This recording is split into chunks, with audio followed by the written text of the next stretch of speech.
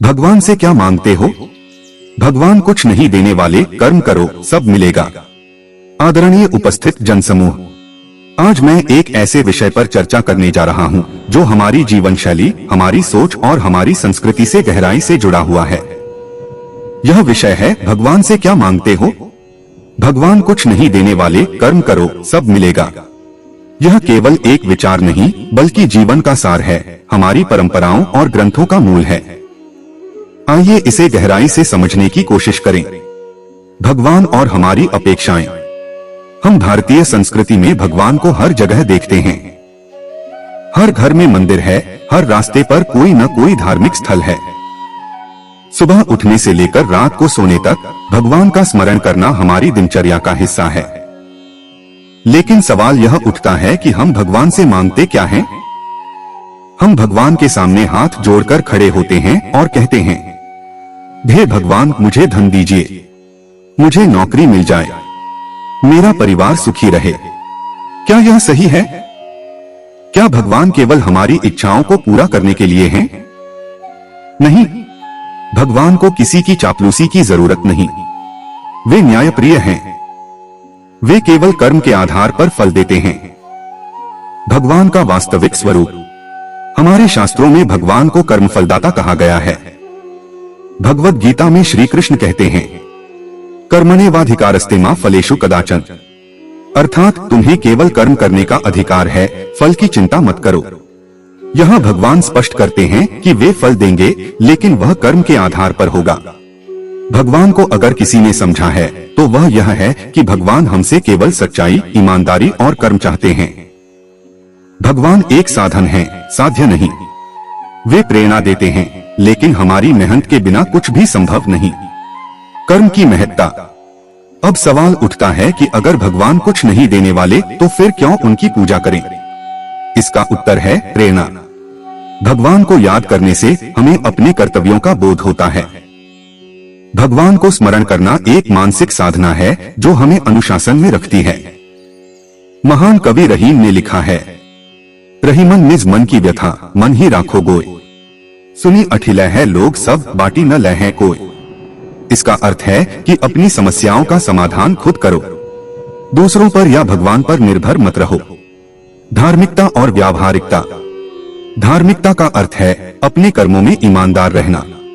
केवल मंदिर में जाकर घंटी बजाना धार्मिकता नहीं है।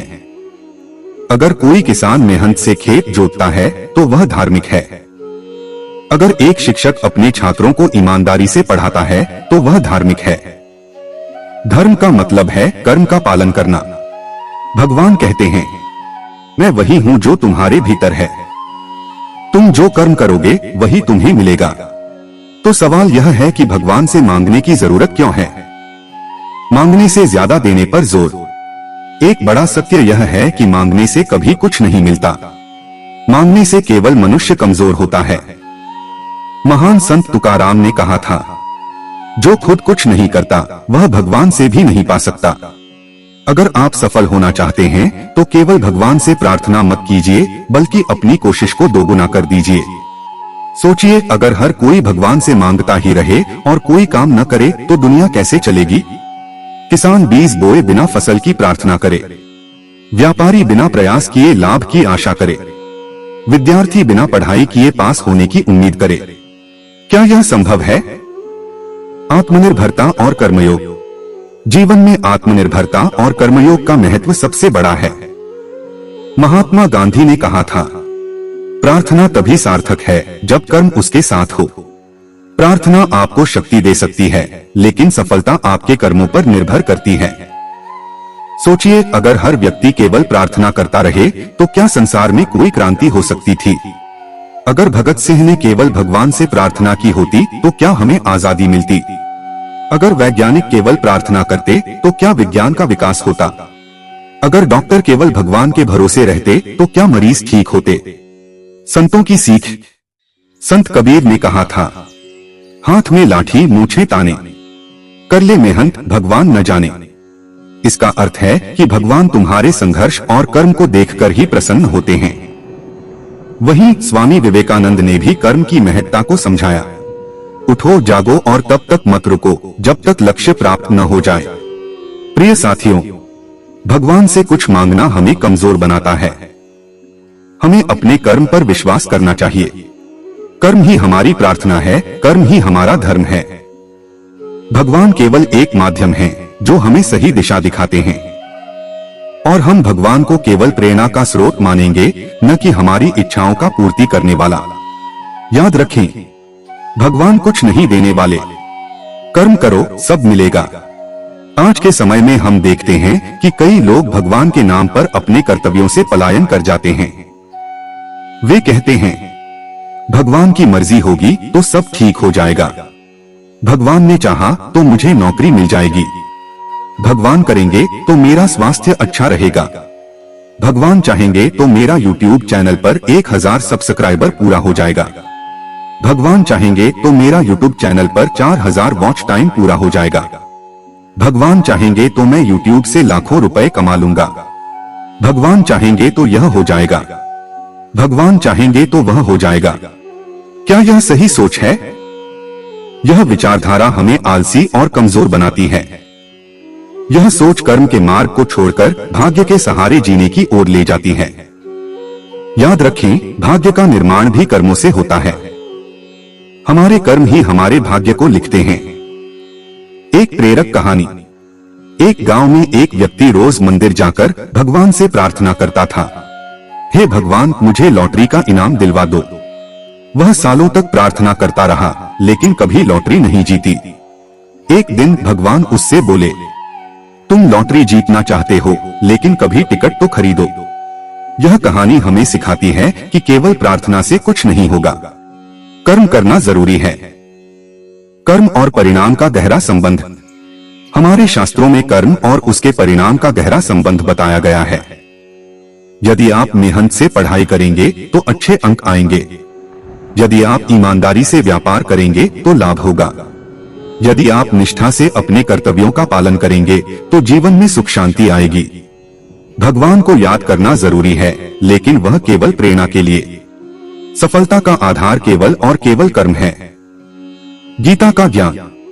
भगवद गीता में भगवान कृष्ण अर्जुन से कहते हैं, जो कर्म नहीं करता वह आलस्य और अधर्म के रास्ते पर चलता है। इससे स्पष्ट है कि कर्महीन व्यक्ति केवल अपने जीवन को ही नहीं बल्कि समाज को भी नुकसान पहुंचाता है। मांगने की प्रवृत्ति और मानसिकता। जब हम भगवान से मांगते हैं तो हम अपनी क्षमताओं पर विश्वास खो देते हैं।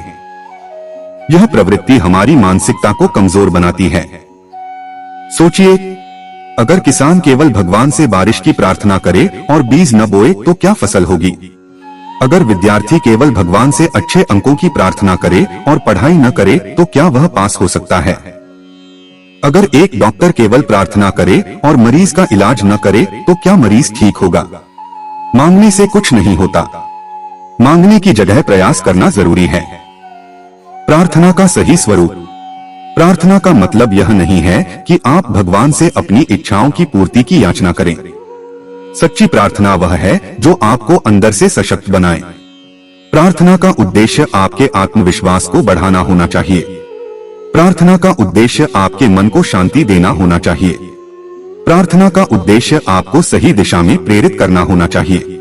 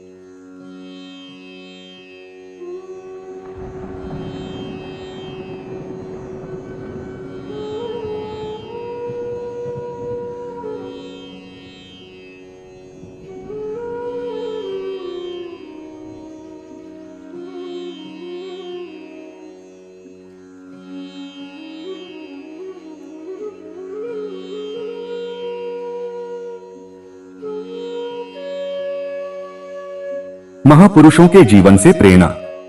इतिहास गवाह है कि जो लोग कर्म के मार्ग पर चले उन्होंने ही असली सफलता पाई।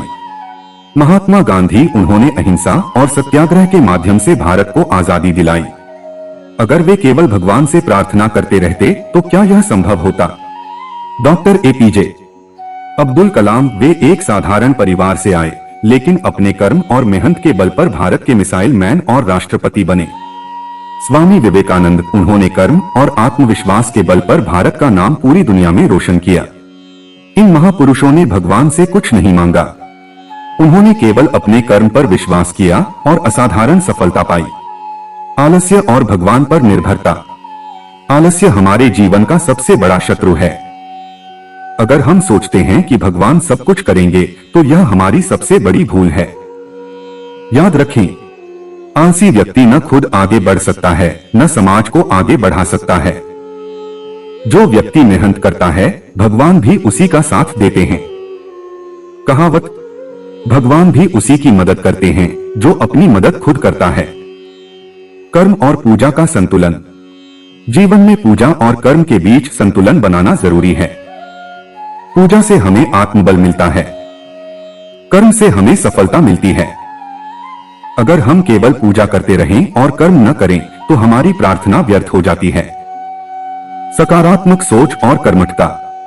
भगवान से मांगने की बजाय हमें यह सोचना चाहिए, मैं क्या कर सकता हूं? मेरे प्रयास कैसे बेहतर हो सकते हैं? मैं अपनी सफलता के लिए कौन कौन से कदम उठा सकता हूं? यह सकारात्मक सोच ही हमें सफलता के मार्ग पर ले जाएगी। निष्कर्ष, प्रिय श्रोतागण, आज मैंने आपको यह समझाने की कोशिश की है कि भगवान से कुछ मांगना क्यों गलत है। भगवान हमारे कर्मों का फल देने वाले हैं। वे हमारी मेहनत और ईमानदारी का सम्मान करते हैं।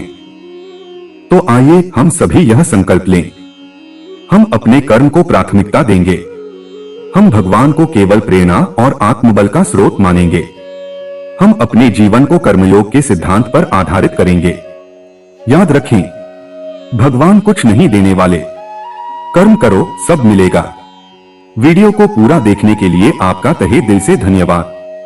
जय श्री कृष्ण, राधे राधे। जय श्री सीताराम, जय श्री हनुमान जी।